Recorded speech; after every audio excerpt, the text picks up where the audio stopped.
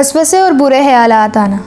वसवसे असल में शैतान की तरफ से डाले जाने वाले गंदे ख्याल का नाम है। जब शैतान हमें बहकाता है तो वो पता है हमें बहुत प्यार से समझा रहा होता है कि अभी ये काम कर लें, बाद में हम कर लेंगे दूसरा काम, और अल्लाह से तौबा भी कर लेंगे। और हर दोबारा जब वक्त आता है ना तो ऐसे ही बहला कर गुनाह करवाता है और इंसान को समझ ही नहीं आती, इंसान उसकी चाल में फंसता चला जाता है। और एक वक्त ये आता है कि उसे गुनाह भी गुनाह नहीं लग रहा होता। और पता है ये सब क्यों और कब होता है?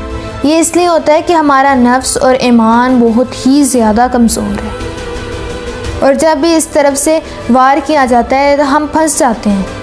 हमें अपने ईमान को, अपने नफ्स को मजबूत करना है। यहाँ सवाल ये आता है कि नफ्स को कैसे मजबूत किया जाए। तो उसका बहुत ही आसान तरीका है कि नफ्स की तरबियत की जाए। ईमान को मजबूत करने के लिए अल्लाह ताला से रुजू किया जाए। मामूली से गुनाह को, गलती को गलत समझा जाए और इसको वहीं रोक लिया जाए। कलमा हर वक्त ज़ुबान पर रखा जाए ताकि ईमान मजबूत रहे।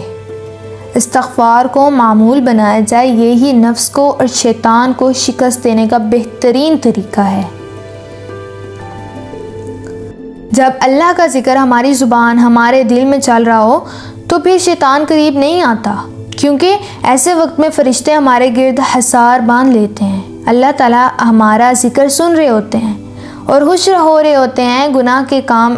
और गुनाह के काम में ना शैतान इंसान को ऐसी लज्जत देता है, दिखाता है कि इंसान मजबूर हो जाता है गुनाह करने पर।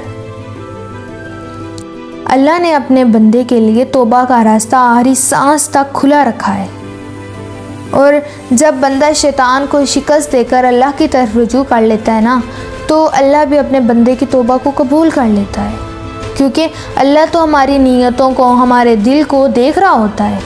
तो हमें हर लम्हा तौबा करते रहना चाहिए। हमारा क्या जाता है? कुछ नहीं जाता। हाँ, अल्लाह की तमाम जो भी हमें चीज़ें मिली हैं वो सारी नेमतें अल्लाह ताला की हैं।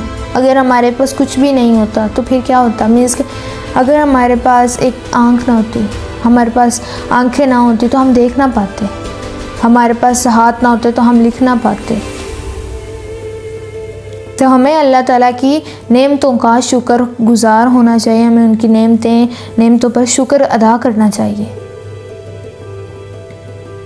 हम जाने ना जाने में गुनाह कर लेते हैं तो अपने रब से तौबा करते रहो। जो गुनाह है, गुनाह को गुनाह ही समझो, नेकी को जल्द करो और अल्लाह की रहमत पर यकीन रखो। अल्लाह की रहमत उसके गज़ब से ज़्यादा है।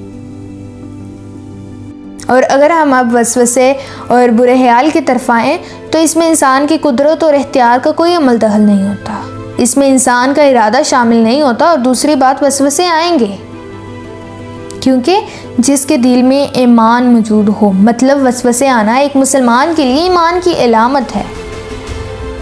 और एक ख़ास हदीस में भी है कि वसवसे आना ईमान की अलामत है।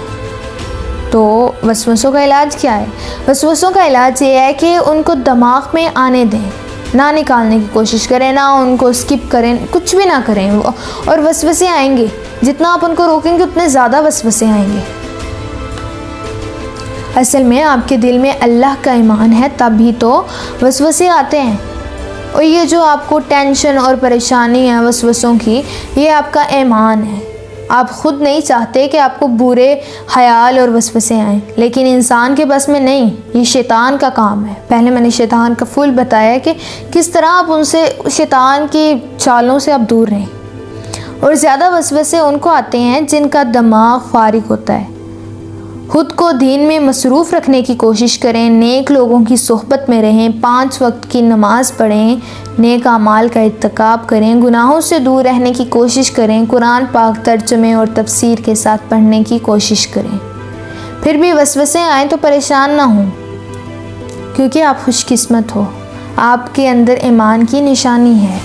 आपके अंदर ईमान की निशानी यही है।